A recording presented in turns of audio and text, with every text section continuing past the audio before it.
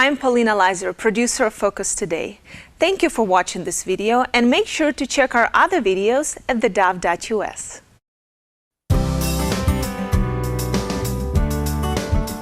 Welcome back to Focus Today. What a delight to have in the studio with us today. Chris Walker, she's Jackson County Clerk and a good friend too. And I'm just delighted to have you in the studio. How are you? I'm great. How about you, Barry? Well, I'm fine. You look like you're actually sleeping or something. I am. Well, yes, it's going well. All right. Well, there's a lot of little questions. First of all, how's the turnout been? Or the voter registration? I understand it's up. Is that true? Voter registration, we're about 20,000 more people than we had back in 2012 presidential election. We were right at 122,000 registered voters then.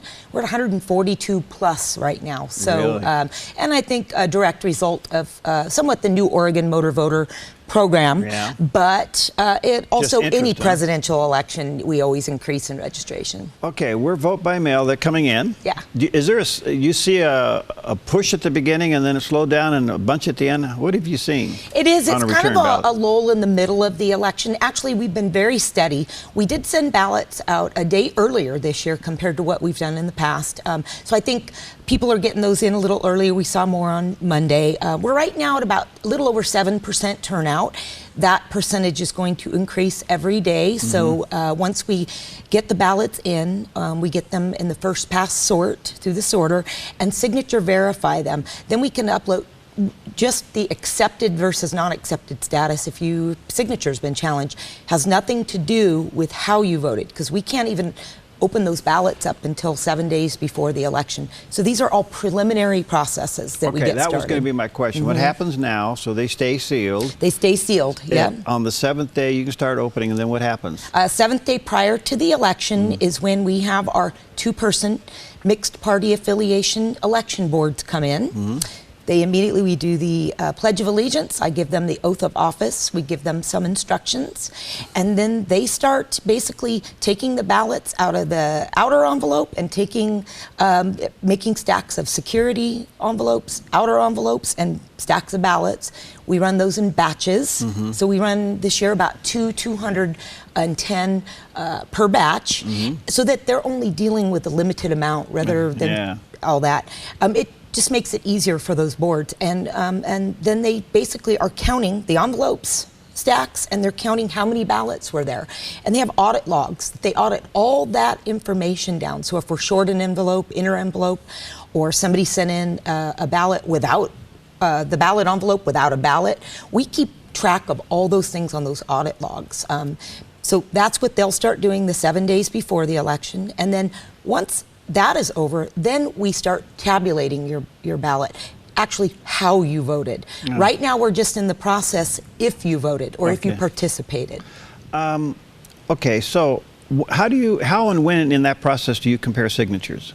That is one of the first things we do, which is what we have started yesterday. And of course, the first thing your ballot does is it goes through our ballot sorter, which takes an image of the outer signature envelope, reads the barcode, and then it automatically in the system ties that to your pre-scanned voter registration card image. So we can then, once we close out a batch out of the sorter, then that data transfers over to the signature system, which is all part of the same vendor system, the sorter. And then our signature teams, we have 6 people doing this, can actually do that look at those ballots to see if those signatures match. Keep in mind, we don't do forensic verification. That's not what we do. But each signature, before it's considered a challenge signature, if they decide that it doesn't look like it matches, goes through 3 separate reviews before it's actually considered a true no match on the signature. If somebody doesn't vote for a measure or a person, is everything else still counted? Everything else. It's kind of an old wives' tale out there that if you don't vote for everything, that your ballot will be invalidated, and that is absolutely not true. You can vote for as little or for as much as you want on that ballot. It's all about voter intent. And correct. That'll get counted. Absolutely. What happens if somebody made a mistake? Can they get a hold of you and correct it? They can, and we get emails, we get phone calls daily. The biggest one is I forgot to put my ballot in my secrecy envelope. That is more a protection for the voter themselves. If they are comfortable mailing that without that secrecy envelope, it will be accepted and go through the system as we receive it. It's more so for those voters to feel comfortable that that is just an extra layer of protection when mailing. But if you wish to put it in, make a clean cut on the top of that envelope, put it in the secrecy, and then tape it on top and initial it. So we know when we get it in, this is how it was received. That's wonderful. Yeah. Well, it's coming down. Now, a lot of controversy. When's the last day to mail? Now, I know that they can drop it off on the 8th, but up to what, to 5 o'clock? Or 8 o'clock, excuse me. But what's the last day to mail? What do you say? You know, to be comfortable, I would say the 2nd or 3rd of November, which would be the Wednesday or Thursday prior to the election. If you're comfortable doing so, if not, I highly recommend using our drop boxes, Ashland, Eagle Point, Central Point, Rogue River Public Libraries. Those are open 24 hours a day. They're secured, bolted to the ground. And then we also, of course, have our Dropbox drive up right at 1101 West Main Street in Medford. You can also just bring it into our office. Poll watchers. How do they work? I mean, I know how they work, but tell our audience how they work. In Oregon, we actually call them observers. They're election observers, right? And a lot of times it's geared to the parties, to the major political parties, or in this instance this year, I've had a couple general public call and say, hey, listen, I would like to observe the processes. And the statutes allow that. The administrative rules allow that. And so as long as I have prior notification, I would like it in an email or a letter, because then I have a tangible written document saying I would like to observe. And of course, we have limited space, so we need to think about that. We can't have 100 observers in. When we don't have the space to put those, because so where in the process do they show up? From the beginning? Or? They are allowed by law to be able to observe any of our processes. I know that one of our pickup teams has stated that they had people observing them doing their pickup at the Dropbox, the external Dropbox. That happens every big election, and we don't really gear that. That's geared by the parties themselves or by the candidates, maybe the people for or against a measure. But they are allowed to observe any of the processes during the election.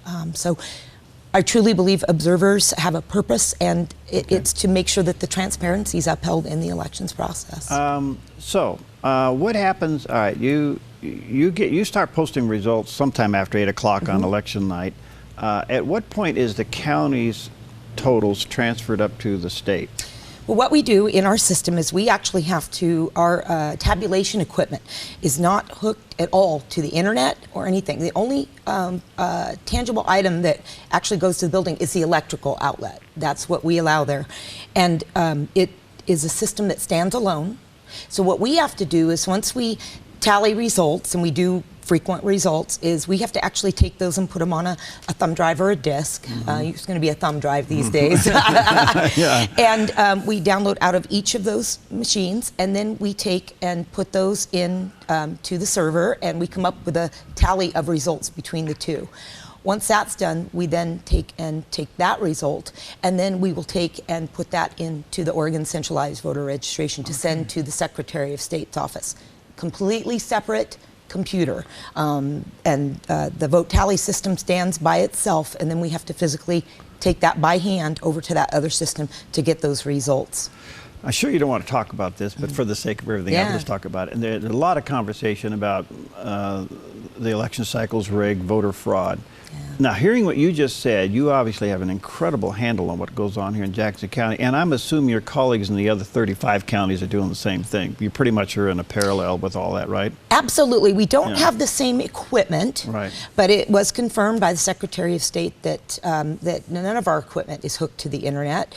There was a rumor out there that we had these Smartmatic voting machines, and if you know anything about Oregon elections, it's been since 1998 that we ever conducted a polling place election that could have had a voting machine, and even then ours were the little punch cards. They were those hanging chads that everybody knew about. No, that is absolutely untrue in the state of Oregon. It's been confirmed all 36 counties do not have any of that equipment, and all of our equipment stands alone. Yeah, a little bit of irony here. Everybody squawked about mail-in voting, that it was a license for problems.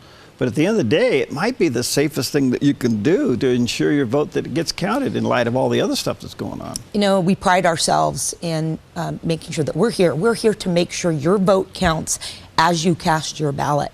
I, as an elections administrator, don't decide on voter intent when it comes to a ballot. Those are those two-person mixed party affiliation boards. If there is a question on the vote, say you vote and then you X out the race that you voted on and then clearly mark the race that you want. We have an array of different things that come in. Those two people that work as a team, mixed party affiliation, again, very important because you never want one party deciding on voter intent.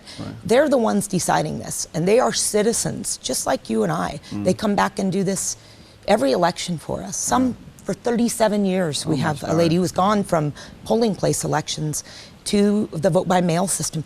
They love it. It's the way they give back to their community. Right. Yeah. Well, that's amazing. Here we go. And what possibly could get a ballot rejected? No signature? No signature, exactly, or a signature that doesn't match what we have on file. Those are things that could reject it, but we have remedies for those. You do. If you're a citizen and you happen to get a letter that your signature, we question the signature matching, we send a letter out to all those persons. You have till 14 days after the election to remedy that signature problem and get your ballot counted still. Same as a person who fails to sign their ballot envelope. We send out a postcard to all of those persons stating you forgot to sign your ballot envelope and you have till 14 days after the election to remedy that signature issue. Now, I know that's 14 days after the election, but let's face it, in a close election, those could come into play. So don't ignore the letter. Especially on a recount. Yeah. What about address changes if the addresses don't line up? No, there are laws in Oregon that that you can vote once on an address change and then you go inactive after that election if you happen to get the ballot, because when you change your address, it's going to come back undeliverable to us if you're no longer at that address. So a lot of times, though, people will notify an address change on their ballot envelope. We make copies of those so that we can update those later. And but we also have to send them a notice. Is this really your address? There's a lot of rules written in not only to the vote by mail manual, but into the Oregon laws as well about how we have to treat particular situations. You got a lot to look at, don't you? Yeah. Oh, there's a huge amount in the elections administration. What happens on a recount? Does it come down from the state, or can it be done just locally through your office? We have recounts, an array of different recounts. For one, an automatic recount can be spurred if the tally of the race is between 1/5 of 1% difference. 1/5 of 1%. 1/5 of 1%. So a very small margin. And that's an automatic recount. It's an automatic administrative recount, and we, of course, we pay for that. Right. A candidate or a measure campaign who the chief petitioner can also, if they want to pay for a recount of a particular race, and if that race doesn't change in the result, then of course they would have to pay for the administrative cost to conduct that recount.